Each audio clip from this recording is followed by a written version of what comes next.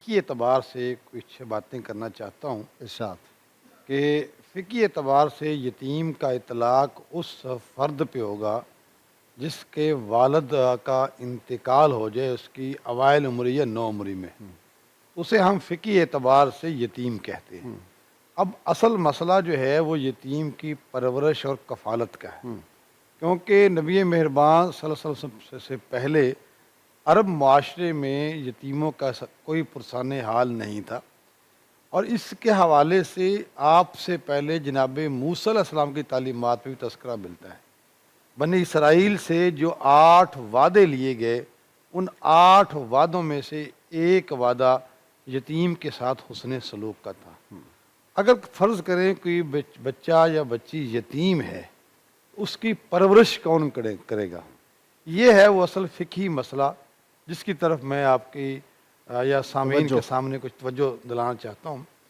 देखिए, जो यतीम है वो उसकी 2 हैसियतें होंगी, या वो साहिब माल यतीम होगा या वो माल के बगैर यतीम होगा।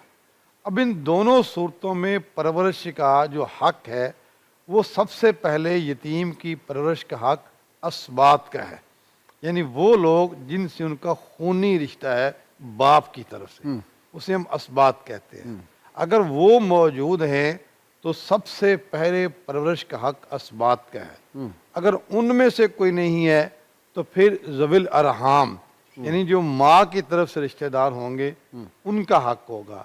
अगर उनमें से भी कोई नहीं है तो फिर ये रियासत की ज़िम्मेदारी है कि उस यतीम की परवरिश करे। अगर रियासत कोताही बरतती है, क्योंकि हमारे यहाँ इस्लामी रियासतें बिलअमूम कायम नहीं हैं, तो फिर जो आपकी जो फलाही तंजीमें हैं उनकी ये जिम्मेदारी, हमारे यहाँ तो बैतुल माल के उसको मुकर्रर करते हैं जो सारा माल उड़ा दे। हाँ जी, तो उसकी ये जिम्मेदारी है। अब इसमें एक मामला ये है कि अगर उसका माल मौजूद है तो फिर उसके माल में से परवरिश की जाएगी। अगर उसका माल मौजूद नहीं है तो फिर जो फ़र्द है उसकी ये जिम्मेदारी है कि उसकी परवरिश करे। इस तरतीब से इस यतीम की परवरिश होगी।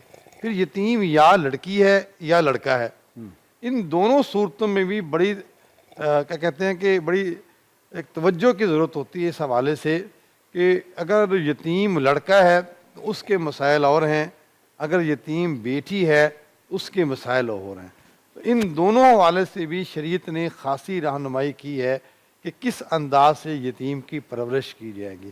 देखिए, अरबों के यहाँ ये तसव्वुर था कि वो ख़ास तौर पे जब किसी यतीम लड़की को पालते थे तो उसका माल हड़प करने के लिए उससे निकाह कर लेते थे। अब भी यही होता है जी, तो अब भी इज़हार है, मुआशरा तो वैसे ही रहता है। तो उस हवाले से शरीयत ने बड़ी सख्ती की। देखें, कुरान हकीम में टोटल सूरत निसा समेत 23 मकामात पर यतीमों का तज़किरा है और कहा गया कि यतीम को झिड़को भी ना अम्बल यतीम अफला तक़हर। और इस हवाले से फिर कहा गया कि अगर ऐसा अंदेशा हो कि अगर आप कोई अंदेशा हो कि आप यतीम खातून का बेटी का माल खा लें तो बेहतर है कि आप उससे निकाह ही न करें, किसी और से निकाह करें, ताकि ये जो अंदेशा है ये हकीकत न बदल जाए। क्योंकि यतीम एक ऐसा अंसर है जिसके हवाले से बड़ी हसासियत पाई जाती है। जी जनाब। बिस्मिल्लाहिर्रहमानिर्रहीम, अल्लाहुम्मा सल्ली अला सय्यिदिना व मौलाना मुहम्मद व अला आलिहि वसहबिहि बारिक वसल्लम। भाई साहब किबला, यतीम के हवाले से हम देखते हैं कि कुरान मजीद में जा बजा जहाँ पर भी हुकूक का बयान हुआ है और अल्लाह रब्बुल इज़्ज़त ने अपनी इबादत के माअन बाद हुकूक की अदायगी की बात की, जैसे वालिदैन के साथ उसने सलूक की बात हुई, ज़विल कुर्बा की बात हुई, तो यतीम को वहीं पर कैटेगोरिकली कुरान मजीद उसको गिनता है। जैसे इब्तिदाअन सूरह बकरा के अंदर बनी इसराइल का तज़किरा चलता है, तो वहाँ पर जहाँ अल्लाह रब्बुल इज़्ज़त ने फरमाया वइज़ अख़ज़ना मीसाक़ बनी इसराइल, कि हमने बनी इसराइल से वादा लिया कि ला ताबुदूना इल्लल्लाह, तुम अल्लाह के सिवा किसी की इबादत नहीं करोगे, वबिल वालिदैन इहसाना, और तुम वालिदैन के साथ उसने सलूक करोगे, वज़िल कुर्बा वल यतामा वल मसाकीन, तो तुम अपने अहलो अयाल रिश्तेदारों के साथ भी उसने सलूक करोगे और यतीमों के साथ भी उसने सलूक करोगे। तो गोया इस तसव्वुर को कुरान मजीद रासिख कर रहा है कि यतीम एक ऐसी शख्सियत और एक ऐसी हस्ती और एक ऐसा बच्चा कि जिसके सर से उसकी कफ़ालत करने वाला मौजूद नहीं है, उसकी हिफाजत करने वाला मौजूद नहीं है। तो ये यकीनी तौर पर अंदेशा मौजूद है कि कोई शख्स भी उसको, जैसे जंगल के अंदर कोई भेड़िया किसी भेड़ के बच्चे को अलहदा पा ले तो वो उसको अपना مال سمجھ کے کھا لیتا ہے، تو یتیم کے حوالے سے بھی یہی اندیشہ ہے کہ معاشرہ جب دیکھے کہ اس کے سر کے اوپر تو کوئی اس کی کفالت کرنے والا نہیں ہے، تو قبضہ مافیا ایسا نہ ہو کہ اس کی زمینوں پر قبضہ کرنا شروع کر دے، ایسا نہ ہو کہ اس کا مال ہڑپنا شروع کر دے، بلکہ فرمایا کہ اس کے ساتھ سب سے بہتر سلوک کرو۔ تو قرآن گویا ایک گائیڈ لائن دے رہا ہے معاشرتی اعتبار سے کہ معاشرے کو کس انداز کے اندر خوبصورت بنانا ہے۔ اور ایک بڑی خوبصورت حدیث مبارکہ مجھے یہاں یاد آ رہی ہے، حدیثیں ساری خوبصورت جی، اس موضوع کے اعتبار سے اس موسٹ موضوع کے ریلیونٹ. اعتبار سے، اس موضوع کے اعتبار سے سب کے اللہ بہت ہی خوبصورت Relevant. بات، اللہ رب العزت آپ کو سلامت رکھے، یہی آپ کا خوبصورت کردار ہے کہ یہاں پر آ کر یہ لرننگ اور تربیت جو آپ فرماتے ہیں۔ الحمدللہ. تو ساری احادیث آقا صلی اللہ علیہ وسلم کی جو خوبصورت ہیں ان میں سے اس موضوع کے اعتبار سے کہ ایک موسٹ ریلیونٹ جو حضرت سیدنا عبداللہ بن عمر رضی اللہ تعالیٰ عنہ، حضرت عبداللہ بن مبارک جو وہ روایت کرتے ہیں کہ میں ان کو دیکھا کرتا تھا کہ وہ اکثر حضرت ابو طالب کا جو شعر تھا جو آقا صلی اللہ علیہ وسلم کے بارے میں پڑھا کرتے تھے کہ وہ ابیض یستسقی الغمام بوجہہ، کہ وہ گورے مکھڑے والی شخصیت کہ جن کو دیکھ کر ہم بارش مانگا کرتے ہیں اللہ رب العزت کی بارگاہ سے، ثمال الیتاما، وہ یتیموں کے والی ہیں، عصمت للارامل، اور بیوائیں جو ہیں ان کی کفالت کرنے والے ہیں آقا علیہ السلام۔ رسول اللہ کو یہ بڑی پسند تھی، جی یہ نعت بڑی پسند تھی آپ صلی اللہ علیہ یہ اس کا بھی بڑا خوبصورت، وصال سے پہلے بھی یہ وصال سنی، سے پہلے بھی، خیبر کی فتح کے وقت بھی یہ سنی، یہ سنی وہ بالکل۔ وہ جب آقا السلام کی بارگاہ کے اندر وہ آئے صحابہ، انہوں نے عرض کیا کہ یا رسول اللہ بارش کے لیے دعا فرمائے، تو حضور نے اس وقت پوچھا کہ کون ہے جس کو وہ اشعار یاد ہوں، تو حضور مولا کائنات نے جب وہ اشعار پڑھے تو آقا السلام کی بارگاہ سے، آقا السلام کی چشمان میں مقدس سے آنسو روا ہو گئے۔ تو انہوں نے آقا السلام نے پوچھا کہ کیا آپ لوگوں کو معلوم ہے کہ یہ اشعار کس کے ہیں؟ تو حضور مولا کائنات نے ہی دوبارہ اپنا دست مبارک بلند کرتے ہوئے فرمایا کہ یا رسول اللہ یہ میرے والد گرامی حضرت ابو طالب نے آپ کی شان مبارکہ کے اندر ان اشعار یہی کو ان پڑھا۔ کے ایمان کی دلیل نہیں ہے ایک شاہ صاحب؟ بے شک یقینی طور پر، کوئی شک جی ارشاد۔ تو یہ آقا علیہ السلام کی اپنی جو حضور کو فرماتے ہیں، حضور کو ہم عرض کرتے ہیں حضور کی بارگاہ کے اندر کہ آپ بھی در یتیم ہیں، تو گویا آپ ایک رول ماڈل کے طور پر سامنے آتے ہیں دنیا کے اندر۔ اور پھر ایک اور خوبصورت واقعہ کہ ایک صحابی حضور کی بارگاہ کے اندر حاضر ہوئے اور انہوں نے عرض کیا یا رسول اللہ میرا دل بڑا سخت ہے، اس کے اندر نرمی اور رفق موجود نہیں ہے۔ تو ان کو آقا علیہ السلام نے فرمایا کہ آپ یتیم کے سر پر ہاتھ پھیرا کریں اور ان کو کھانا کھلایا کریں، اس سے تمہارے دل کے اندر نرمی پیدا ہوگی، تمہارے دل کی سختی جو ہے وہ دور ہوتی رہے گی، تمہارے دل میں اللہ رب العزت رحم پیدا کرے گا۔ شاہ جی جب سیدنا عبد المطلب رضی اللہ تعالیٰ عنہ کا وقت آخری آیا تو انہوں نے بلایا اور سیدنا ابو طالب کو کہا کہ میرے بیٹے یہ میرا پوتا ہے، اس نے اپنے والد کی خوشبو بھی نہیں سونگھی، اور سینے پہ لٹایا اور کہا کہ اس کا خیال رکھنا۔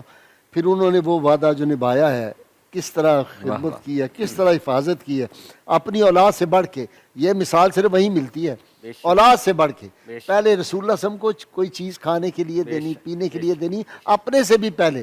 پھر ان کی حفاظت کیا ہے کہ خود اپنے بیٹے کو اس جگہ سلا دیا، اور بیٹے نے بھی کمال کیا ہے، جب یقین ہے کہ زندگی کو خطرہ ہے 100%، وہاں لیٹتا ہے بیٹا، نبھاتا ہے وہ۔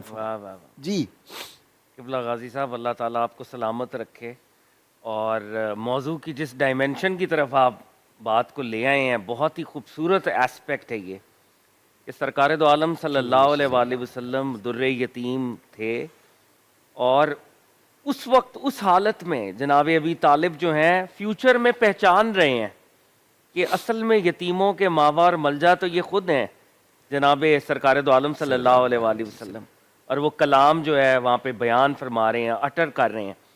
اور سرکار دو عالم کے بعد صلی اللہ علیہ وآلہ وسلم یتیموں کی کفالت کے حوالے سے اگر کوئی رول ماڈل ہے تو وہ جناب ابو طالب ہے، جس طرح انہوں نے پروفٹ صلی اللہ علیہ وآلہ وسلم کی نگہداشت فرمائی ہے، اور فاطمہ جیسے بنت اسد nourishment، قربان جیسے جاؤں، بیوی فاطمہ بنت اسد نے اور فرمائی ہے۔ سیدہ فاطمہ کی بھی جس طرح انہوں نے بے کفالت شک، کی بے والدہ کی شک، وفات کے بے بعد۔ شک۔ تو بی بی فاطمہ بنت اسد کو بھی پھر پروفٹ صلی اللہ علیہ وآلہ وسلم نے ریسیپریکیٹ کیا نا، ان کی قبر کے ماں اندر سے بڑھ اترے کے ہیں۔ ماں، ہاں، ماں کے بعد میری ماں ہے، بے شک۔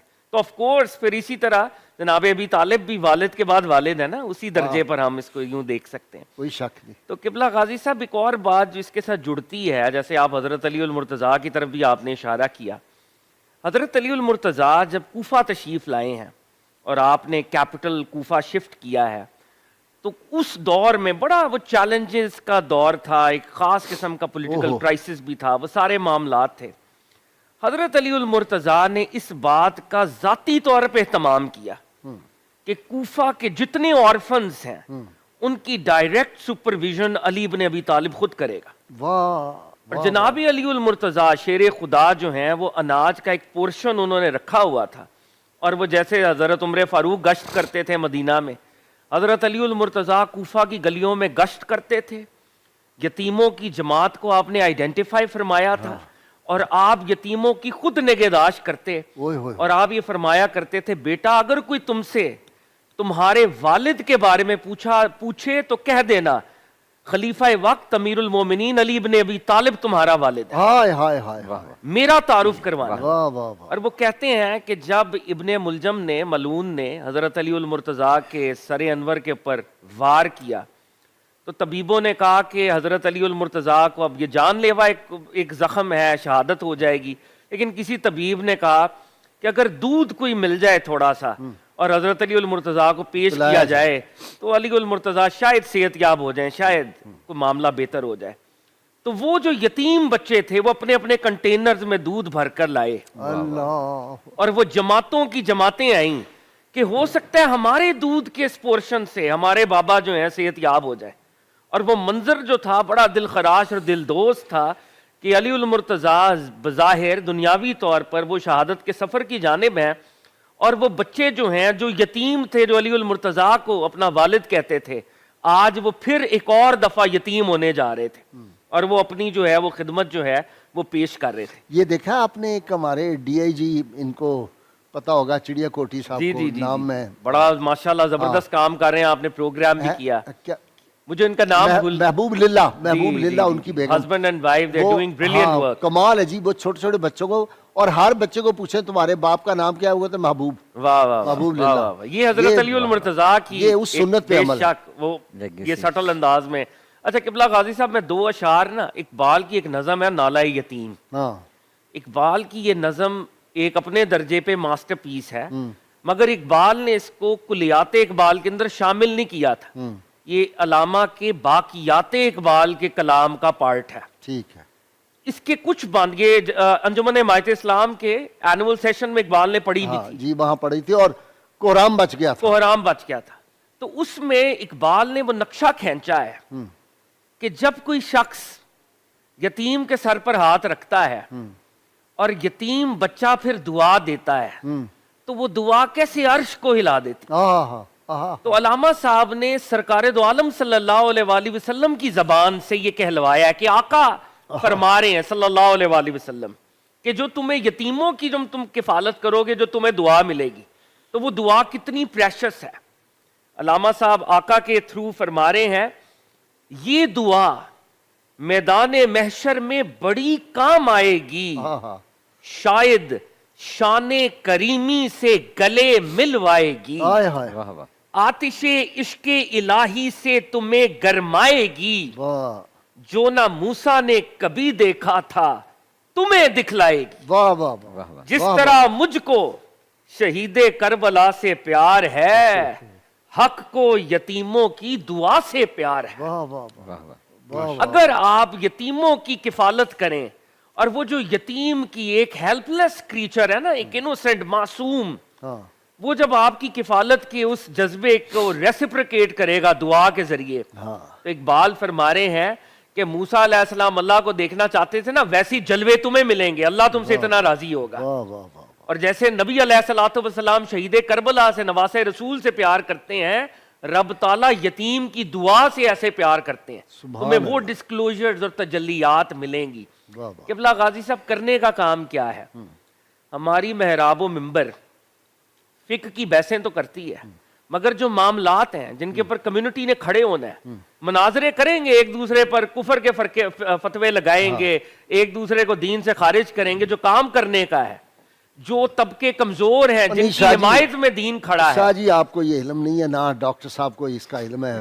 سیان کو مال پانی جس پہ بنے, ہم نے وہ ٹاپک لینے ہیں کہ ہم یتیموں کا, لوگوں کو اخلاق سکھائیں, ہم ماں بہن کریں دوسرے کی, لوگ نعرے لگائیں, سادہ لوگ ہیں تو مال بھی تو کمانا ہے.